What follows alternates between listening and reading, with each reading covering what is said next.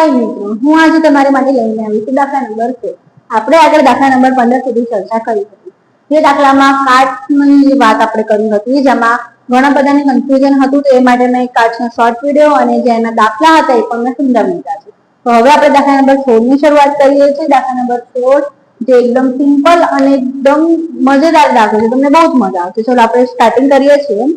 તો દાખલા નંબર 16 માં એવું કહે છે કે ખામીવાળી 12 પેન છે। કેટલી છે? 12 પેન છે। આપણે લખતા જઈએ જોડે એટલે આપણને વધારે ખ્યાલ આવશે।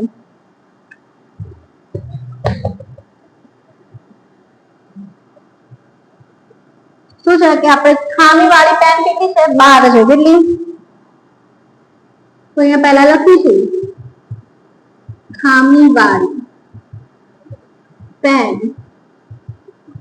12। ઓકે, પછી શું કહે છે કે એક આકસ્મિક રીતે 132 સારી પેનની સાથે ભળી ગઈ।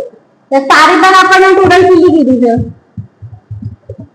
સારી પેન 132 છે। ઓકે, હવે ખરું છે શું આમાં? એમાં એવું કહેવા માંગે છે કે જે ખામીવાળી પેન છે 12 અને સારી પેન છે 132, તો કે આકસ્મિક રીતે એટલે એક્સિડન્ટલી કંઈક એવું થયું કે બંને પેન મિક્સ થઈ ગઈ છે। ઓકે, તો હવે આગળ શું કહે છે કે એવું શક્ય નથી કે ખાલી પેનને જોઈને જ કહી શકાય। તો એવું શક્ય નથી કે ખાલી પેનને જોઈને જ કહી શકાય કે પેન ખામીયુક્ત છે કે નહીં।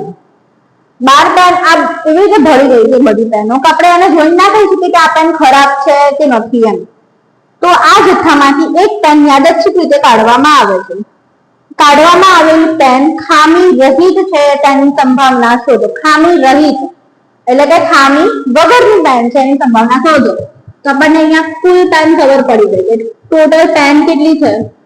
12 અને 32 એટલે 144 છે। કેટલી થઈ?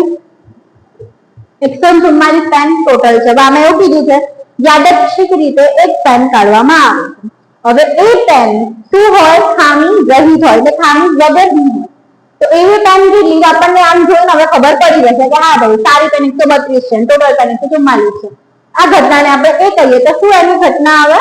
એના પરિણામ શું આવશે? 132 ના છેદમાં 144। પણ આપણે એને લખીને જોઈએ। ઓકે, એમાં લખીશું કે યાદચ્છિક રીતે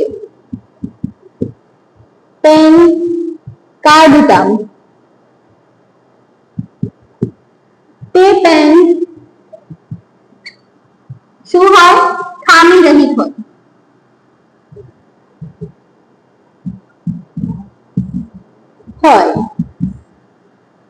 તે ઘટનાને શું કહીશું? ઘટના એ કહેતા।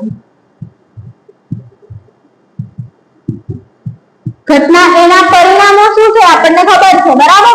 તો અહીંયા લખીશું આપણે કે ઘટના એના પરિણામ।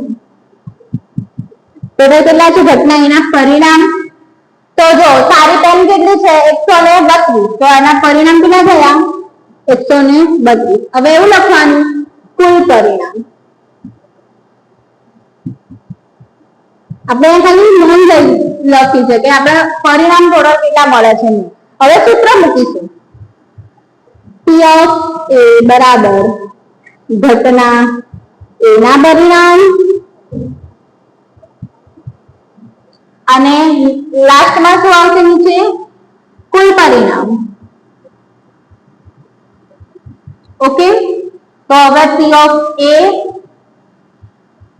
બરાબર શું થશે? આના પરિણામ 132 અને નીચે 144। આના છેદ ઉડે છે, ઉડાડો। કઈ રીતે ઉડશે? જો તો 11 ગુણ્યા 12 એટલે 132 થશે।